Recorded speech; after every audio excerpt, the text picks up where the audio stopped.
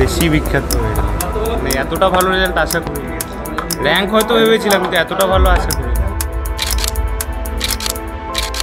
Doctor হওয়ার ইচ্ছা রয়েছে। ডাক্তার কেন, ইঞ্জিনিয়ার নয় কেন?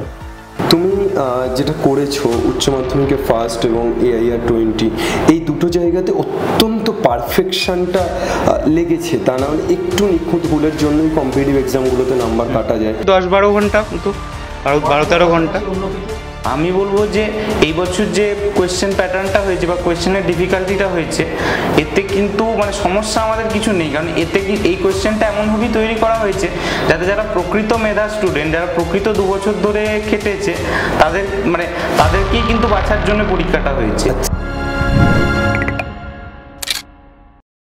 High everyone, achievers diary with Aminur স্যারের সবাইকে স্বাগত।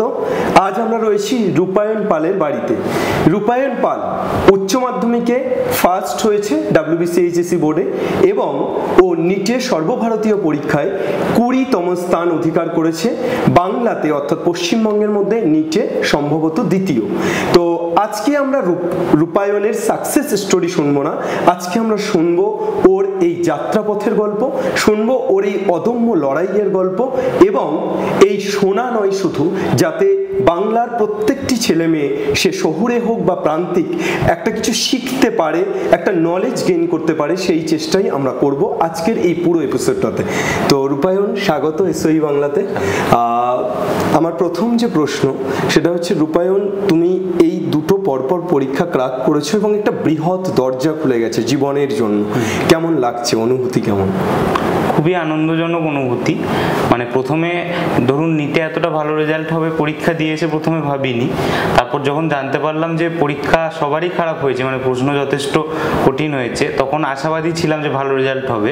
তারপরে যখন শেষ পর্যন্ত 14 জুনে যখন জানতে পারলাম যে AIR 20 হয়েছে, তখন মানে খুবই আনন্দিত হয়েছিলাম, মানে ওভারজয়েড ছিলাম। আচ্ছা, আর উচ্চ মাধ্যমিকে প্রথম হওয়াতে ওটা কি এক্সপেক্টেড ছিল?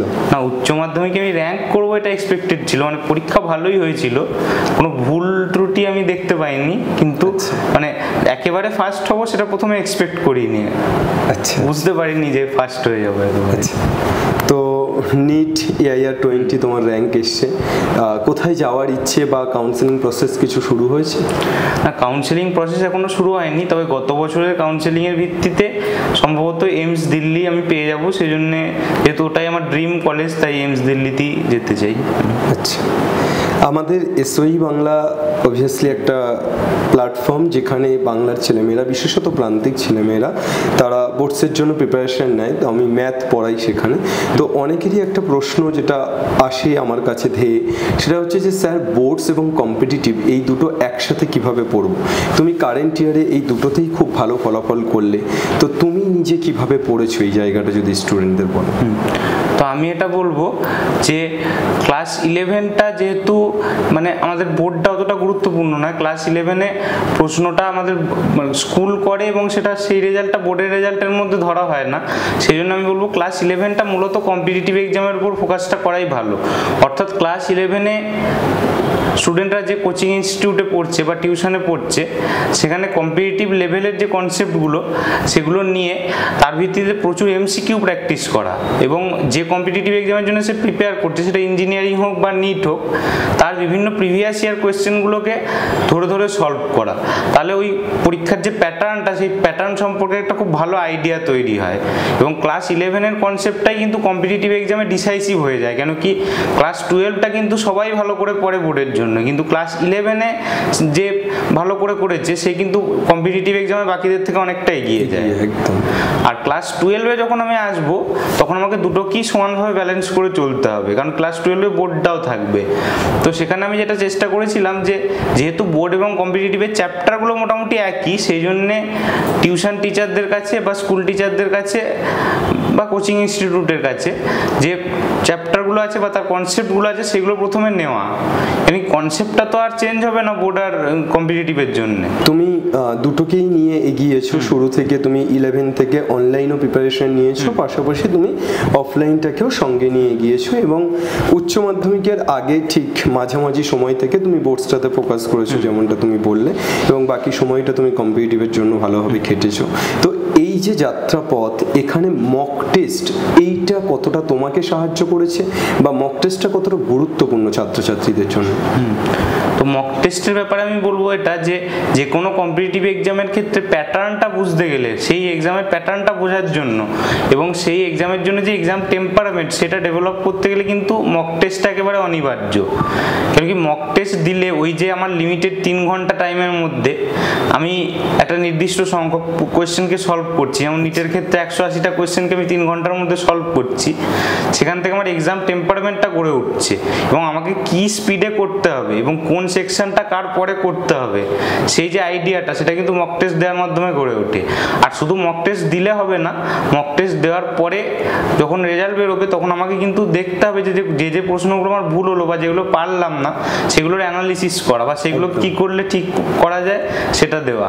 এভাবে মক টেস্ট দেওয়া এবং মক টেস্টের পরে তার অ্যানালিসিস করা, এই দুটো যদি একসাথে করা হয় তাহলে কিন্তু মক টেস্টের 100% এফিসিয়েন্সিটা একটা স্টুডেন্টের কাছে একদম বেরিয়ে আসে। শুধু মক টেস্ট দেওয়া নয়, তুমি যেটা বললে খুবই গুরুত্বপূর্ণ যে সেটাকে অ্যানালাইসিস করা এবং দেখা এবং সেই ভুলগুলো থেকে শিক্ষা নিয়ে যাতে পরবর্তীতে আর ভুলটা না হয় সেদিকে এগিয়ে যাওয়া। তো তোমার যে পড়াশুনো যে জার্নি, সেখানে অনেকেই টপার্সরা বা যারা খুব ভালো ফলাফল করে তাদের প্রতি একটা ধারণা থাকে যে ও হয়তো 24 ঘন্টাতে 18 ঘন্টা পড়ে, 20 ঘন্টা পড়ে। এই ব্যাপারটাকে তুমি কিভাবে দেখো, যে সত্যিই কি তাই টপার্সরা 18 ঘন্টা, 20 ঘন্টা, 17 ঘন্টা পড়ে? না, তা নয়। দেখুন, মানে একটা যে কোনো স্টুডেন্টেরই হেলথের জন্য কিন্তু 6 থেকে 7 ঘন্টা ঘুম অবশ্যই দরকার। এবার বাকি যে সময়টা থাকে তার মধ্যে 3-4 ঘন্টা তো একটু মানে বিভিন্ন যেগুলো এক্সট্রা কারিকুলার একটু আধটু অ্যাক্টিভিটি 3-4 ঘন্টা বা 5 ঘন্টা সেগুলো কিন্তু সারতেই হয়। আর বাকি যে 12-13 ঘন্টা, সেই 12-13 ঘন্টা কিন্তু আমরা মোটামুটি পড়ি। মানে এমনটা নয় যে একদম সারাদিন পড়ছি, মাঝে মাঝে গ্যাপ নেওয়া, ব্রেক নেওয়া এগুলো কিন্তু থাকে আমাদের। একটু বন্ধুদের সাথে গল্প করা সেগুলো থাকে। মানে আমি বলবো যে সেলফ স্টাডিটা 5-6 ঘন্টা রাখতে হবে আর কি। অর্থাৎ যদি 4-5 ঘন্টা কেউ টিউশন নেয় আর 5-6 ঘন্টা সেলফ স্টাডি রাখে, 6-7 ঘন্টা, মোট 11-12 ঘন্টা তাহলে হয়ে যাবে। এটা তুমি যেটা করেছো উচ্চ মাধ্যমিকে ফার্স্ট এবং AIR 20, এই দুটো জায়গাতে অত্যন্ত পারফেকশনটা লেগেছে, তা না হলে একটু নিখুঁত ভুলের জন্যই কম্পিটিটিভ এক্সামগুলোতে নাম্বার কাটা যায়। হ্যাঁ, পারফেকশনটা তো মানে রেগুলার প্র্যাকটিসের মাধ্যমেই আসে। অর্থাৎ প্রত্যেকটা আমাকে এমনভাবে কম্পিটিটিভ এক্সামে ফোকাস করতে হবে যে প্রত্যেকটা টপিক বা প্রত্যেকটা চ্যাপ্টার সেটাকে আমাকে ধরে ধরে নিখুঁতভাবে শেষ করাটাই মেন ব্যাপার। অর্থাৎ সেই চ্যাপ্টারের মানে সেই টপিকের কনসেপ্টটা প্রথমে নেওয়া, তারপরে বাড়িতে গিয়ে সেই দিনই বা তার পরের দিনের মধ্যেই সেটাকে রিভাইজ করে রাখা, সেটাকে ফেলে না রাখা এবং তার উপর প্রচুর মানে প্র্যাকটিস করা। এইভাবে ধীরে ধীরে মানে পারফেকশনটা আসে। আর তার সাথে সাথে পরে গিয়ে যাতে সেই টপিকগুলো না ভুলে যায় সেই জন্য তার জন্য কিছু রিভিশন করা, রেগুলার মক টেস্ট দেওয়া, এইভাবেই ধীরে ধীরে পারফেকশনটা এসেছে। আচ্ছা, এবছর যে নিট ইউজি হলো সেখানে দেখা যাচ্ছে যে অধিকাংশ ছাত্রছাত্রী এবং অধিকাংশ শিক্ষকদের এটা মতামত যে প্রশ্নটা খুব টাফ করে দিয়েছে, এতটা না টাফ করলে পারতো, ফিজিক্সটা কেন এমন করলো, এবং সবাই এই না পাওয়া বা রেজাল্ট খারাপ হওয়ার পিছনে এই অজুহাতটা দেখাচ্ছে। তুমি ব্যাপারটাকে কিভাবে দেখো, যে কোশ্চেন স্ট্যান্ডার্ডিটির জায়গাটা কি? তো আমি বলবো যে এই বছর যে কোয়েশ্চেন প্যাটার্নটা হয়েছে বা কোয়েশ্চেনের ডিফিকাল্টিটা হয়েছে, এতে কিন্তু মানে সমস্যা আমাদের কিছু নেই। কারণ এতে কি এই কোয়েশ্চেনটা এমনভাবেই তৈরি করা হয়েছে যাতে যারা প্রকৃত মেধা স্টুডেন্ট, যারা প্রকৃত 2 বছর ধরে খেটেছে, তাদেরকেই কিন্তু বাছার জন্য পরীক্ষাটা হয়েছে। আর নাম্বার তো কম হলে আমার কোনো ক্ষতি নেই, কারণ কি কম্পিটিটিভ এক্সামে সিলেকশনটা নাম্বারের ভিত্তিতে হয় না, র্যাঙ্কের ভিত্তিতে হয়। তো সেখানে মানে যদি আমার নাম্বার একটু কমও হয়, আমি যদি দেখি যে বাকিদের তুলনায় যার কনসেপ্টটা স্ট্রং বা যে বেশি খেটেছে সে কিন্তু র্যাঙ্কে বাকিদের থেকে এগিয়েই যাবে। সুতরাং ডিফিকাল্টিটা যে বেশি হয়েছে একটু, তাতে ক্ষতি কিন্তু কিছু নেই, কারণ এতে কিন্তু যারা প্রকৃত মেধা স্টুডেন্ট বা প্রকৃত ট্যালেন্টেড স্টুডেন্ট তাদেরকে কিন্তু বার করে আনা যাবে এরকম ডিফিকাল্টি মেনটেন করতে। তুমি নিটের জন্য এবং বোর্ডসের জন্য দুটোকে পড়েছো এবং সমানভাবে গুরুত্বও দিয়েছো, যার জন্য দুটোতেই তোমার খুব ভালো ফলাফল এসে। তুমি অফলাইন অনলাইন দুটো হেল্পই নিয়েছিলে। আমি যদি বলি যে তুমি এক্স্যাক্টলি বই একটা খুব গুরুত্বপূর্ণ পার্ট আমাদের লাইফে, টেক্সট বুক, সেইটা কি ফলো করতে বা কোন কোন বই তোমার যেগুলো প্র্যাকটিস করার ক্ষেত্রে সুবিধা দিয়েছে? টেক্সট বুক হিসেবে আমি মূলত যেটা ব্যবহার করেছি মানে নিটের জন্যে তো এনসিইআরটি যে বইগুলো আছে সেগুলো করতেই হবে, অর্থাৎ ফিজিক্স, কেমিস্ট্রি আর বায়োলজি, বিশেষ করে কেমিস্ট্রি এবং বায়োলজি। এনসিইআরটিটা তো অপরিহার্য এই দুটো সাবজেক্টের ক্ষেত্রে, আর ফিজিক্সের ক্ষেত্রেও কিছুটা। আর তার সাথে সাথে বোর্ডের জন্য টেক্সট বুক হিসেবে আমি ছায়াটাই ব্যবহার করেছি মেনলি। আচ্ছা, টেক্সট বুক হিসেবে। আর কোয়েশ্চেন প্র্যাকটিসের বই হিসেবে যদি ধরা হয় তাহলে নিটের জন্য আমার মনে হয় যে বিভিন্ন ইনস্টিটিউটের যে মডিউলগুলো সেগুলো সলভ করা যেতে পারে। আর তার সাথে সাথে যদি সেনগেজ বা ডিসি পান্ডে এই বইগুলো করা যায়, কেন কি এখন নিটের যে প্যাটার্নটা হচ্ছে, কোয়েশ্চেনের লেভেলটা থাকছে সেটা কিন্তু খানিকটা হাই লেভেলের কোয়েশ্চেন হচ্ছে, একটু মানে বেশি থিঙ্কিং দরকার হচ্ছে। তার জন্য সেনগেজ বা ডিসি পান্ডে যেগুলো একটু হায়ার লেভেল বা আরেকটু ট্রিকি কোয়েশ্চেন থাকে সেইগুলো সলভ করলে সুবিধা পাওয়া যাবে বলে মনে হয়। নিটের জন্য যদি একটা স্টুডেন্ট পড়াশোনা শুরু করে ক্লাস 11 থেকে, তুমি মানে বলছিলে যে তুমি যে কিভাবে পড়েছো, তো তাকে কি বলতে চাও যে সে নিট এবং বোর্ডস দুটোকে কিভাবে ব্যালেন্স করে পড়তে পারে? আমি বলবো যে ক্লাস 11-এর শুরু থেকেই একটা স্টুডেন্টের সবসময় উচিত যে ব্যাকলগ না তৈরি করা, অর্থাৎ যেটা পড়ানো হচ্ছে সেটা রেগুলার বেসিসে সেটাকে করে নেওয়া। এবং আরেকটা যেটা বক্তব্য সেটা হচ্ছে খুব বেশি টিউশনের পিছনে না দৌড়ানো, কারণ কি কম্পিটিটিভ এক্সামের জন্য এই 2 বছরের সেলফ স্টাডিটা অনেক বেশি গুরুত্বপূর্ণ। অর্থাৎ সেলফ স্টাডির সময়টা সে যত বেশি দিতে পারবে তার রেজাল্টটা তত বেশি ইমপ্রুভ হবে। তাই ক্লাস 11-এর শুরু থেকেই মানে আমি বলবো যে কম্পিটিটিভের দিকেই বেশি ফোকাসটা রাখা উচিত এবং কনসেপ্ট ওয়াইজ প্রত্যেকটা সব টপিক ধরে ধরে কিন্তু এগোনো উচিত। জানো তাই অ্যাকচুয়ালি আমাদের তো বোর্ডসটা যে সিলেবাস সেটা তো ভিত তৈরি করে এবং তার উপরেই দাঁড়িয়ে আছে পুরো কম্পিটিটিভটা। তো অবভিয়াসলি ভালো মানে অনেক বেশি কিছু জেনে গেলে তাহলে তো অল্প কিছু যেগুলো আছে সেগুলো জানাটা খুব ইজি হয়ে যায়। তো সেক্ষেত্রে খুবই সুবিধা হবে যদি এভাবে তোমার মতো করে পড়াশুনো করে। এবং অনেক ছাত্রছাত্রী বলে যে না কারেন্ট ইয়ারে বোর্ডসটা ভালো করে দিয়ে দিই তারপর ড্রপ দেবো। আমার মনে হয় যে তুমি যেভাবে ফলো করেছো সেভাবে যদি স্টুডেন্টরা ফলো করে তাহলে ওদের ক্ষেত্রেও এই সফলতাটা আসতে পারে। তো রূপায়ণ, তোমার কাছে নেক্সট যেটা আসবো যে তুমি বেসিক্যালি নিটে ফোকাস করেছো, নিটটা দিয়েছো এবং আমি একটু আগেই মানে জাস্ট আমাদের এটা শুরু হওয়ার আগে কথা হচ্ছিল, তুমি বলে যে তুমি যেই অ্যাডভান্সেও খুব ভালো একটা র্যাঙ্ক করেছো, 1000 সামথিং কিছু একটা র্যাঙ্ক করেছো। সেই জায়গা থেকে তো তুমি তাহলে ম্যাথটাকেও সমানভাবে গুরুত্ব দিয়ে পড়েছো নিশ্চয়ই, না হলে এই র্যাঙ্কটা আসা সম্ভব নয়। নিট অ্যাসপিরেন্টস এটা বলে অনেক ছাত্রছাত্রী বলে ক্লাসে 11-এর শুরু থেকে যে আমি তো নিট অ্যাসপিরেন্টস, আমি ম্যাথ পড়বো না। এই ম্যাথটা আসলে নিটের জন্য কতটা গুরুত্বপূর্ণ বলে তোমার মনে হয়? আমি মনে করি একজন নিট অ্যাসপিরেন্টের ম্যাথটা যে খুব হাই লেভেলে করার দরকার আছে তা নয়, কিন্তু মানে একটা রেগুলার সপ্তাহে 3-4 দিন করে কিন্তু বোর্ড লেভেলের যে ম্যাথটা, অর্থাৎ সুরেন্দ্রনাথ দের ম্যাথটা বা এনসিআর যারা সিবিএসসি বোর্ডের স্টুডেন্ট তাদের এনসিআরটি লেভেলের ম্যাথমেটিক্স কিন্তু করা উচিত। আমি এটা বলছি না যে তাকে যেই মেন লেভেলের বা অ্যাডভান্স লেভেলের অনেক হাই কোয়েশ্চেন সলভ করতে হবে, অনেক হাই লেভেল কোয়েশ্চেন সলভ করতে হবে, কিন্তু মানে অ্যাটলিস্ট প্রত্যেকটা কনসেপ্টে মানে প্রত্যেকটা চ্যাপ্টারের যে বেসিক ফর্মুলা এবং কনসেপ্টগুলো এবং তার উপর বেস করে যে নিউমেরিক্যালগুলো এগুলো বোর্ড লেভেলে আসে সেগুলো সলভ করাটা কিন্তু খুব প্রয়োজনীয়। আর নিটে যদি বলেন গুরুত্বটা, তাহলে আমি বলবো যে এই বছরের যে ফিজিক্স কোয়েশ্চেনটা হয়েছে তাতে কিন্তু বেশ কিছু কোয়েশ্চেন এমন ছিল যেগুলো একটু লেংদি ক্যালকুলাস ডেরিভেটিভ লেগেছে, ডাবল ডেরিভেটিভ করতে হয়েছে, কিংবা কিছু ট্রিগোনোমেট্রির অ্যাপ্লিকেশন কিন্তু কিছু ছিল, লগের কিছু কনসেপ্ট ছিল। হ্যাঁ, এবার যারা নন ম্যাথমেটিক্যাল ব্যাকগ্রাউন্ডের স্টুডেন্ট তাদের কিন্তু ওই প্রেসার সিচুয়েশনে ওই মানে ওই ম্যাথমেটিক্যাল ট্রিকটা যেটাতে তার ক্যালকুলেশনটা সহজ হয়ে যাবে সেটা কিন্তু তার মাথায় আসবে না। কিন্তু যে রেগুলার ম্যাথমেটিক্স প্র্যাকটিস করেছে তার জন্য কিন্তু ওই লেংদি প্রবলেমটা কিন্তু নামানোটা কিন্তু ওই টাইমের মধ্যে সে আরও বেশি সংখ্যক প্রবলেম সলভ করে আর একটু বেশি নাম্বার কিন্তু নিয়ে চলে আসতে পারবে ফিজিক্স সেকশনটাতে। রূপায়ণ, অনেক ছাত্রছাত্রী আছে যারা পড়াশুনো করে পড়াশোনাটাকে বোঝা ভেবে। তো তুমি অবভিয়াসলি পড়াশোনার আনন্দটা পেয়েছিলে, না হলে আজ এই জায়গাটা হয়তো হতো না। তো তুমি কিভাবে পড়াশুনো করতে বা পড়াশোনার যে আনন্দ সেটাকে কিভাবে তুমি খুঁজে নিতে? আমার যেটা পড়াশোনার আনন্দ ছিল সেটা মানে যেটা যেভাবে পেতাম, যে ধরুন আমি তো মেনলি সায়েন্স ব্যাকগ্রাউন্ডের স্টুডেন্ট, তো সায়েন্সের একটা যে কোনো প্রবলেম সলভ করার মধ্যে কিন্তু একটা আনন্দ থাকে। অর্থাৎ যেমন ধরুন ফিজিক্সে বা ম্যাথে একটা মানে কনসেপ্ট পড়ার পর সেই কনসেপ্টটাকে অ্যাপ্লাই করে যখন একটা প্রবলেম সলভ করা হয় তখন কিন্তু সেই তার একটা আনন্দ আমরা পাই। মানে সবসময় অ্যাপ্লিকেশন যখন করি একটা জিনিসে তখন কিন্তু মনে হয় যে হ্যাঁ শেখাটা মানে সার্থক হলো আর কি, যেটা শিখলাম সেটা অ্যাপ্লাই করতে পারলাম অনেক বেশি। সেইভাবেই কিন্তু আনন্দটা বাস্তবের সাথে লিঙ্ক করে যদি পড়াশোনা করা যায়, যে আমি যেটা পড়ছি সেটা আসলে রিয়েল লাইফে কোথায় ইমপ্লিমেন্ট হচ্ছে, এটা যদি জানা যায় তাহলে বোধহয় আনন্দ পাওয়া যায়। আচ্ছা, আনন্দ তো পড়াশোনাতে তুমি পাও, সেটা তোমার রেজাল্ট দেখেই বোঝা যাচ্ছে, কিন্তু এই পড়াশোনার বাইরে তুমি কোথায় কোথায় আনন্দ পাও? পড়াশোনার বাইরে দেখুন, আমি মাঝে মাঝে গল্পের বই পড়তে তো খুবই পছন্দ করি, বিশেষত অ্যাডভেঞ্চার বা গোয়েন্দা গল্প, এগুলো পছন্দের লেখক বা হ্যাঁ, তো পছন্দের লেখক আমার শরদিন্দু বন্দ্যোপাধ্যায়ের ব্যোমকেশ বা ঐতিহাসিক গল্প সমগ্র, সেগুলো ভালো লাগে। আর সত্যজিৎ রায়ের ফেলুদা, প্রফেসর শঙ্কু, এগুলো পছন্দ। আর গল্পের বই ছাড়া আর কিছু? গল্পের বই ছাড়া আমি দেখুন টিভিতে মাঝে মাঝে, মানে টিভিতে আমার খেলা দেখতে খুবই ভালো লাগে, বিশেষত ক্রিকেটটা আমার খুব দেখতে ভালো লাগে। আচ্ছা, মানে খেলা দেখা এবং গল্পের বই পড়া, এর মধ্যেই ইন ফিউচার ভবিষ্যতে এরকম ধরনের কিছু করার ইচ্ছে? ইন ফিউচার ধরুন আমার মানে যখন আমি ওখানে যাব, মানে কলেজে যাব, তখন সেখানে গিয়ে যে বিভিন্ন মানে এক্সট্রা কারিকুলার অ্যাক্টিভিটিগুলো, বিশেষত খেলাধুলা, সেখানে আমার ক্রিকেট বা ব্যাডমিন্টন বা ফুটবল, সেগুলো আমার ট্রাই করার ইচ্ছা আছে।